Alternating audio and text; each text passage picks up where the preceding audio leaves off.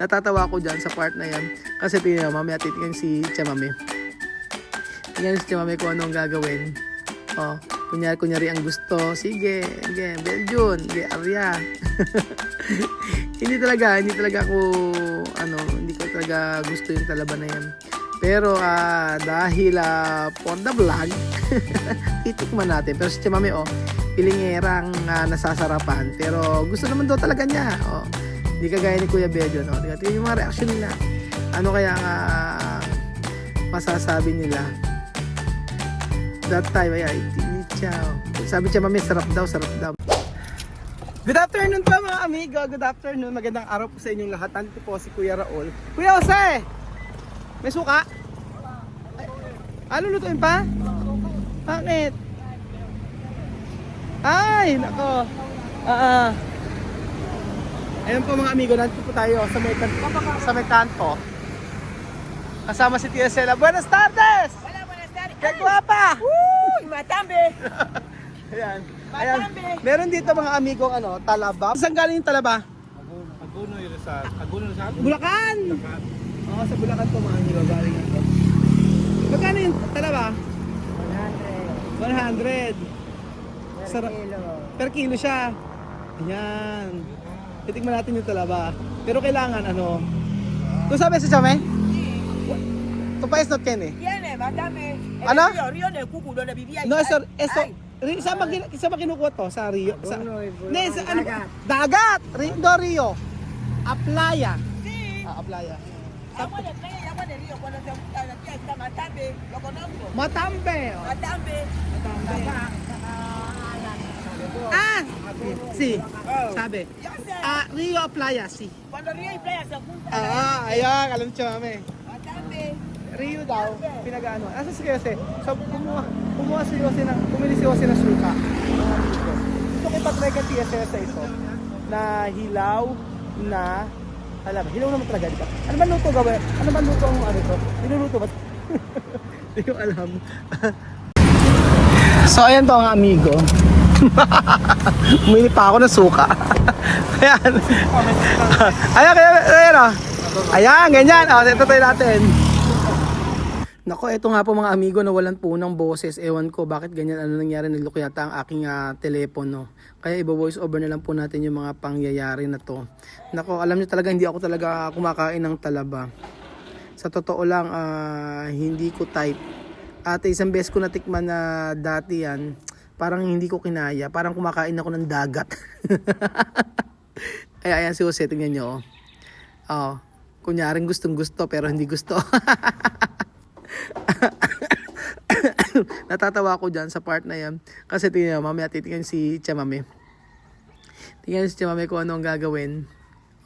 Kunyari ang gusto. Sige, Belgian, sige, Arya. hindi talaga ako, hindi ko talaga gusto yung talaba na yan. Pero dahil for the vlog, titikman natin. Pero si Chamame, pilingerang nasasarapan. Pero gusto naman daw talaga niya. Hindi kagaya ni Kuya Belgian. Tingnan yung mga reaction nila. Ano kaya masasabi nila? That time, sabi niya, Mami, sarap daw. Meron daw sa kanila niyan.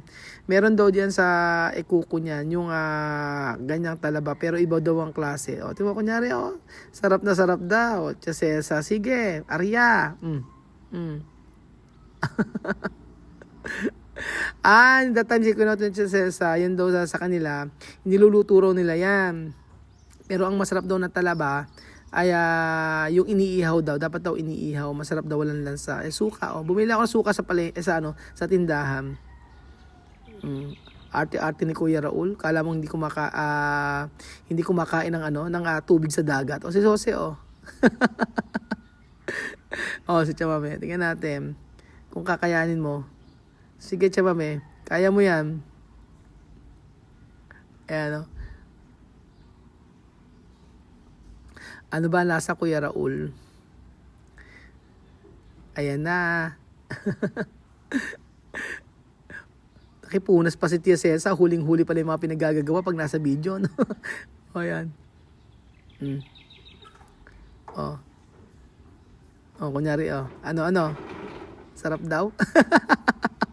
Lansang-lansa. Ang ganda ng video na to. Tuwang-tuwa ako. Hindi ko sana ipapalabas yung video na to kasi nga po ay walang voice, walang boses. Hindi ko alam ano nangyari sa cellphone ko. Ba't nagkaganon? Bakit walang boses? Ay, may ginagawa pa sila Tia Cesa dyan mga amigo. Nilalagay doon nila sa pambota. So, nung nasa Equatorial Guinea ako, nakakakita naman ako ng mga iba't ibang klaseng shells doon sa kanilang dagat. Marami nga doon na wala naman dito sa Pilipinas eh. Pero sila yung malalaki talaga. Pero sila chamame, ang kinukuha nila talaga mahilig suso. O yan, kinukwento ni Tia Celsa. Kung paano nila kinukuha to. Sabi ko dito sa atin sa Pilipinas, inaalagaan. Pero sa kanila daw hindi daw. Kusa daw nakalagay ito sa mga bato-bato. Yan, sige, kain pa more. Talaba pa more. Ayan, sige. Tia Celsa. Masarap daw. Stab yan daw. Anong stab yan? Sige. Yan. Sige. Bagay, itlog na hilaw nga kinakain na Tia Celsa eh. Sarap. Nag-enjoy ako dito sa sa content na ito kasi nakita ko na si Tia Celsa walang kaselan-selan talaga. Pagdating sa mga meron pa nga ginagawa ni Chamame, yung mga bata dati, hindi yung suso. Abay yung suso dati ang ginagawa ng mga bata hindi niluluto. Abay kinakain ng hilaw. Abay nakita ko dati sila Beverly, pambihira. Tinanggal lang yung tinanggal ng karayom. Tapos kinain. Kaya sabi ko, nako grabe ka ako tong mga bata na to. Kaya si Chamame, hindi naman ako... Una nga, iniisip ko kung kakainin si Chamame. Pero nung nakita niya na nilalagay yung suka na ganyan, masustansya daw yan. Sabi ni Tia Celsa. Kunyari lang si Kuya Rol selanan, pero sa huli, kakainin din naman. Si Belgium, tinanong ko, after namin mag-vlog, sabi ko, Belgium talagang gusto mo ba talaga yung talaba? Sabi niya, gusto daw niya kung ito ay iluluto. So, meron ako natikman nito mga amigo, nilagyan nila ng itlog, ginawang omelette. Yung talaba. Yan, si tatay. Sige tatay, kain. Sarap, di ba? Sarap, di ba? Kaysa itapon natin yung kaysa hindi natin ipalabas yung video, yan, voice over na lang natin mga amigo. Walang hintong voice over. Mga kababayan ko, ito ang bibig naman ni Kuya Rol pasmado. Sige, sinasabi pa niya, ito sabi ni tatay dati, sabi ni tatay nito, sako-sako daw, pagka daw nagbebenta siya, kinukuha daw niya ito sa Bulacan. Yan, sa Bulacan daw niya kinukuha yung mga talaba na to, inaangkat lang niya, tapos pagkayari ibebenta niya sa may kalsada sa amin. Kasi medyo malayo naman ang Bulacan sa amin, nasa 3 hours mga amigo. So, natutuwa ako kay tatay dito sa part na to, na kung saan kinukwento niya na yung pagbebenta niya ng talaba malaking tulong para sa kanya. Kaya nga po nung after ng vlog, binigyan ko talaga si tatay ng matinding yung kinain namin ay sobra-sobra pa sa yung binigyan namin sa kanya. Kasi sipag ni tatay napakainit, mainit, lamig, ganyan. Wala siyang artist sa pagtitinda para mabuhay ang kanyang pamilya. Actually, yun ang gusto kong content mga amigo. Yung ganito na yung mga nagtitinda sa mga kalye-kalye. So, ito-try namin, experience namin na makain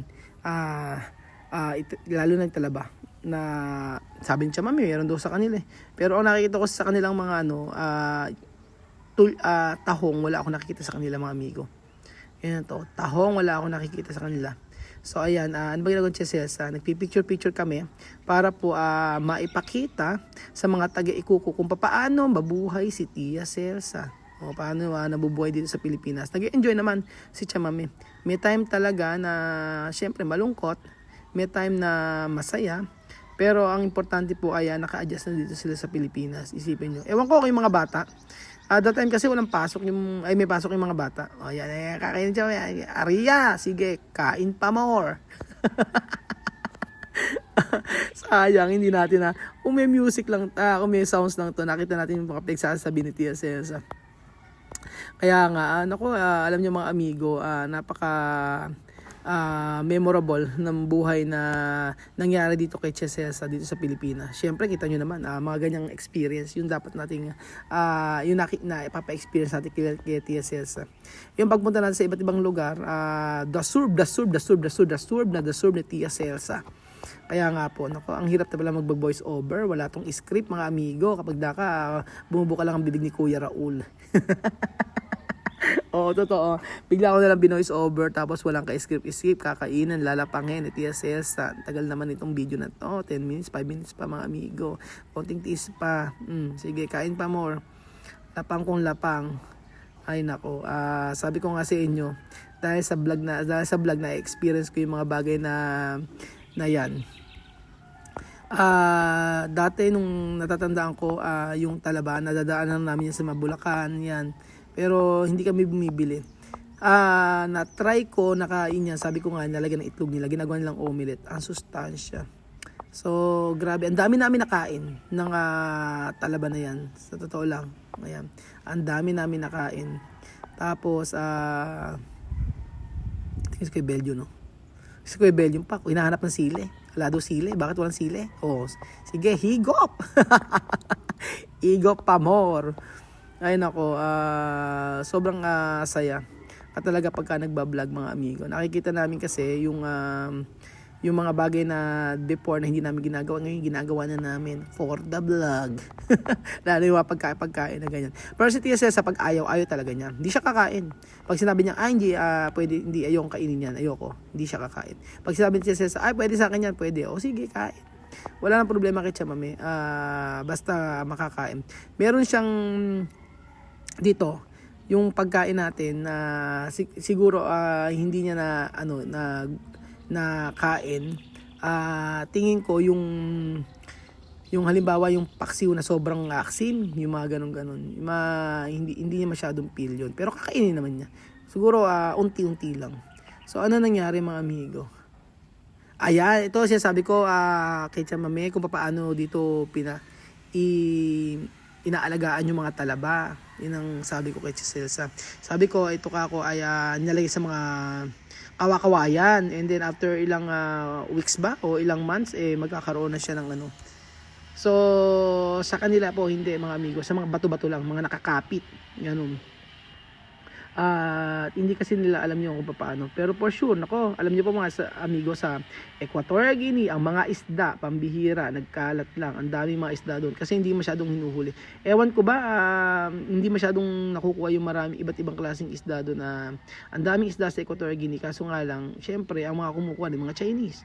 Dito sa Pilipinas, syempre, maraming mga isda din na ang mamahal. Pag mga isda sa dagat ang mamahal, ano? Sa Equatorial Guinea, ako, lalo na yung mga isda-isda, yung mga sardinas, pakamura lang, 100 lang yung mga sardinas, mga tumpok-tumpok siya.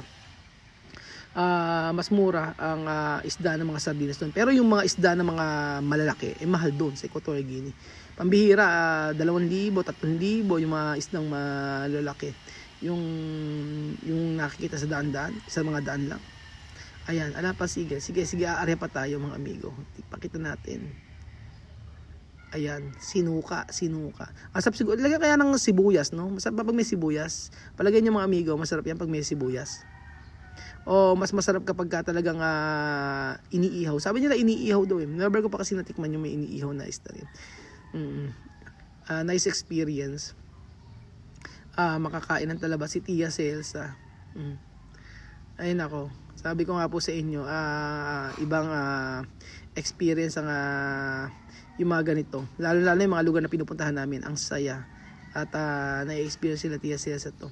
So, sino mag-aakala na ang mga Aprikano na ito ay makakarating sa Pilipinas? Never ko pong naisip yan, mga amigo. Never ko pong naisip. Never ko pong masasabi na, ay, ang mga Aprikano na ito ay ang dami nang nagbago sa kanila. So, I'm so happy and I'm so grateful sa inyo mga amigo sa walang sawa niyo pong pagsuporta sa atin.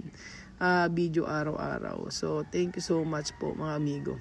At sayang yung pagkakataon na dapat yung mga ganyan, yung ma-experience talaga nila. Sana dumating yung time na mas marami pang travel ang ma-experience ni Tia Cesa, mas marami pang mga food trip. Ayan, ako po, pambihirang patis. Ano ba yung mga pinagkakain? Nag-toast pa. Oh, ayan ako. Actually masusuka ako ng time na yun eh. Oh, sorry po mga amigo. Pero kinaya ko ang challenge. Ang Talabat challenge mga amigo. Arte-arte ni Kuya Raul. No? Kala hindi naman kagwapuhan eh. Maarte. Ay nako mga amigo. Ayun, masayang experience kasama si tatay. Pero thank you so much po mga amigo. Sa walang sawa niyo pong panonood sa ating video. Next time po, ibang pagkain naman ang ating titikman dito sa Pilipinas. Ayan, lapang kung lapang daw, sabi ni Tia Cesa.